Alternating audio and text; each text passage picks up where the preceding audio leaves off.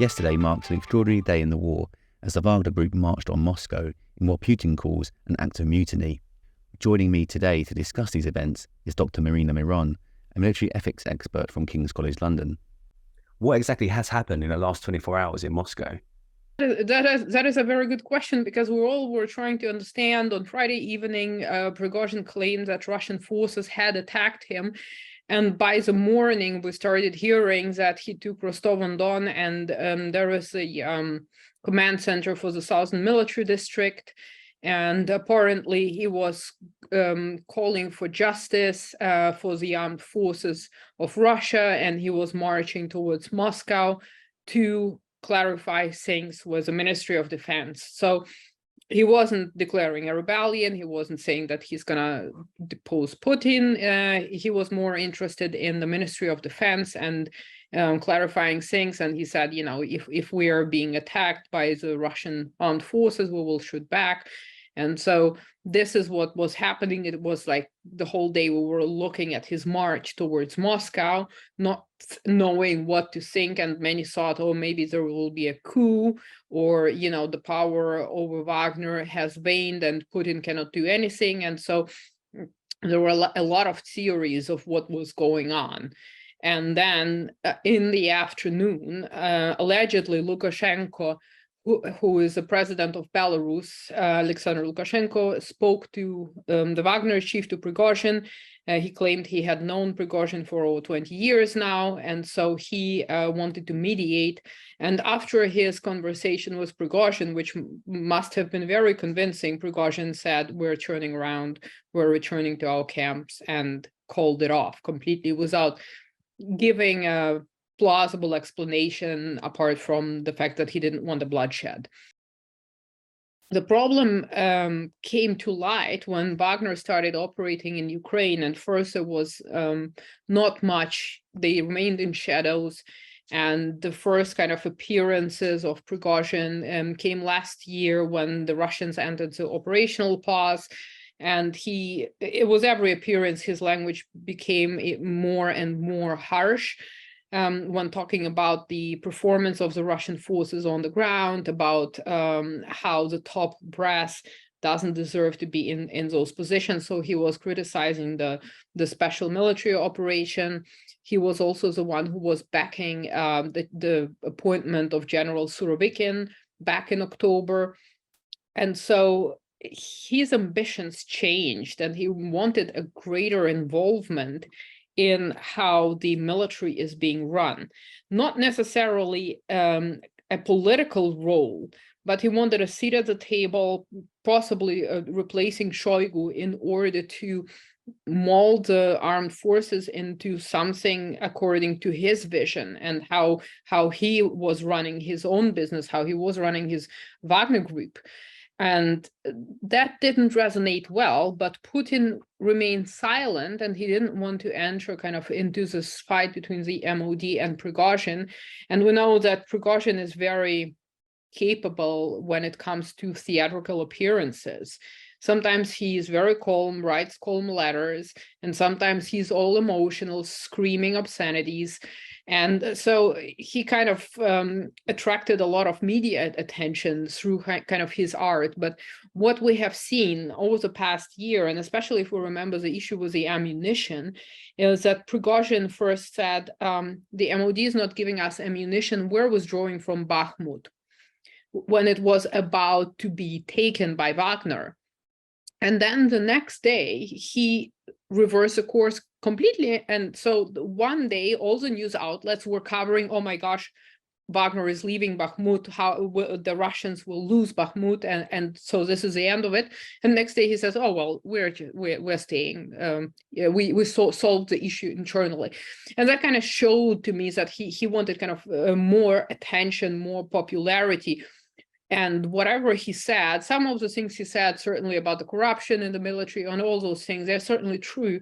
However, he's one of them, and he's, you know, I'm not sure how he would offer any different kind of leadership, maybe much harsher leadership, but he still is a part of that system. And so when it came to this confrontation, when the escalation of the confrontation with the Ministry of Defense, the background to that is Wagner now withdrew to Russia after taking Bakhmut. So he transferred control to the Russian forces there. He withdrew and he was waiting to return to Ukraine with new tasks, because his existence also depends on financing from the Kremlin. So he needs to remain active, to remain in business. Now, the problem is that the Minister of Defense, Shoigu, said whatever private military companies, which are legally not allowed in Russia, they're banned in Russia legally, and they turn a blind eye to Wagner and all these other guys like Kadyrov, and also like some oligarchs have their own private military companies, which we don't see mentioned. And so Shoigu said, why don't, you need to sign a contract with the Ministry of Defense from 1st of July. And I think that was kind of the turning point where Wagner said, I'm not going to have Shoigu dictate how I have to run my business. Because the other groups, they did agree to those conditions in order to operate in the same structure, in the same command structure as the armed forces. And Wagner wanted to remain separate from that because he knew better how to command his guys. He didn't want to take any orders from corrupt generals who don't, according to him, who don't deserve to be in the position that they are in. And I think that was why he actually kind of tried to use show of force. I don't think he seriously wanted any armed clashes.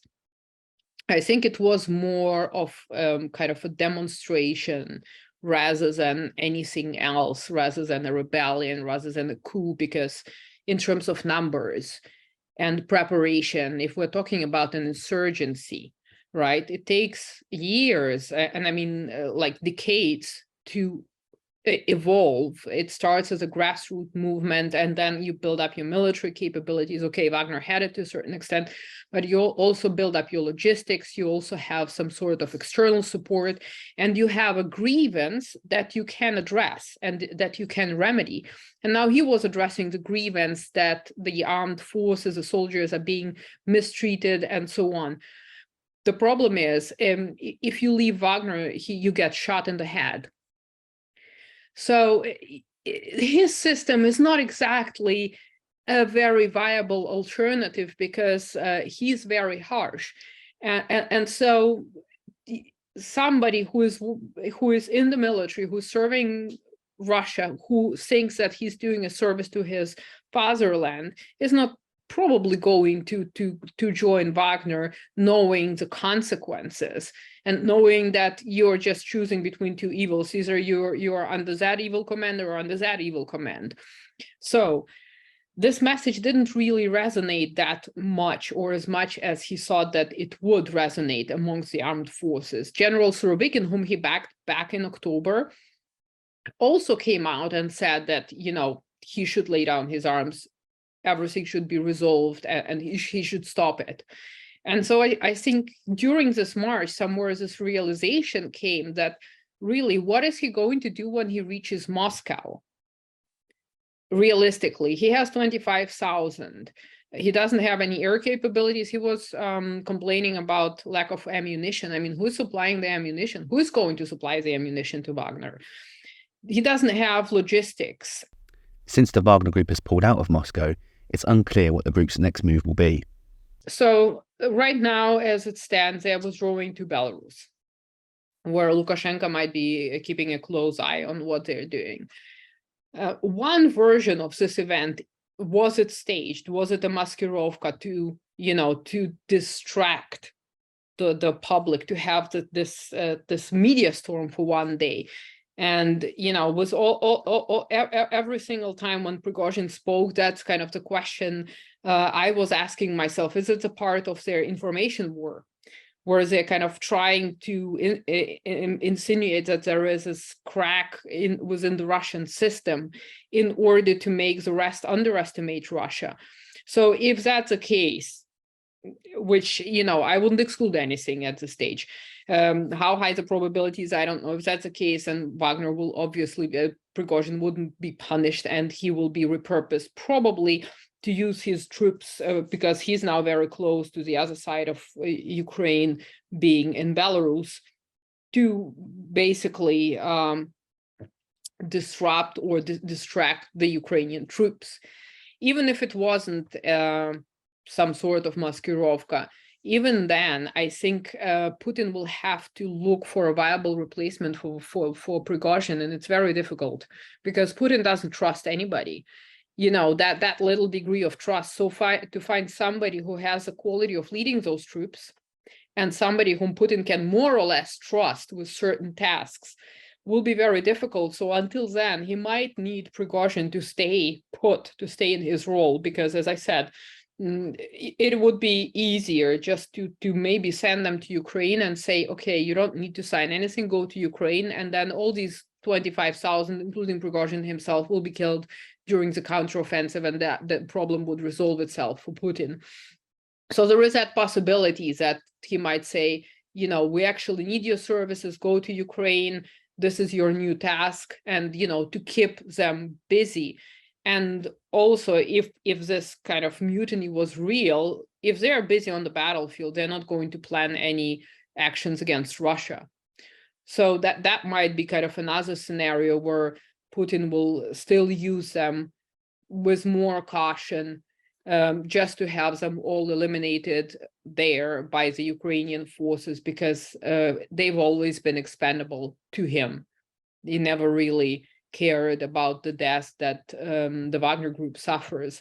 So I think those are kind of the possibilities to still kind of use them somehow, either in their unofficial capacity, or he will try to make those fighters join the Ministry of Defense or sign the contract with the Ministry of Defense and still deploy them to Ukraine, just to make sure that Prigozhin doesn't have command of that amount of manpower, and maybe send Prigozhin to Africa to sort the things there and have him far away from Russia. So where does this leave Vladimir Putin? Has he appeared weak in all of this? Well, I don't think, contrary to what many have said, I don't think that it weakened Putin in any way. I think it has shown that Putin has more power than Prigozhin estimated. And even somebody like Prigozhin, who has the courage to face Putin, caves. And I think that, after that, I don't think that many of Wagner's troops, they must have been disappointed, because there is this Prigozhin saying, I'm marching for our cause. And then it takes one phone call, whatever has been said in that phone call, and he caves. So he's not a martyr. He's just a coward for them. And it shows Putin's power and Putin's ability to resolve this without having to resort to the use of force. So it shows how much leverage Putin actually has. And it's not, it's a demonstration for whoever wants to face me, who tries to threaten me. I have all the tools at my disposal to even not needing to resort to any force to regulate the situation. And I think that Putin is coming out of this much stronger. President Zelensky has accused Putin of hiding away from the threat, and these events could play into the hands of Ukraine as forces continue the counteroffensive. Well, we could say that since we don't know how the Wagner Group will be used, will it be used in Ukraine? So perhaps that's the only advantage, that because the Ukrainian armed forces couldn't hold Bakhmut, and Wagner claims that they retook Bakhmut. So from that perspective, not having Wagner in the game might be beneficial. However, from my perspective, Wagner is used to solve specific battlefield tasks, and those tasks are more offensive than defensive. Right now, the Russians are on the defensive. So the reasoning is, and the Wagner, they haven't been in Ukraine for a while now. Since they took Bakhmut, they exited Ukraine. So they return to Russia. So whatever has happened with a counteroffensive up to this point isn't because of Wagner, it's because of the Russian forces being deployed in Ukraine now. And so it is possible that Putin will try to fill the gap when he needs to switch to more offensive actions by sending the likes of Kadyrov in place of Wagner, or to send, as I said, the Wagner troops who might sign the agreement. So either way, for the Ukrainian forces, there is no immediate advantage as of now, because those who are on the battlefield, they are not playing politics.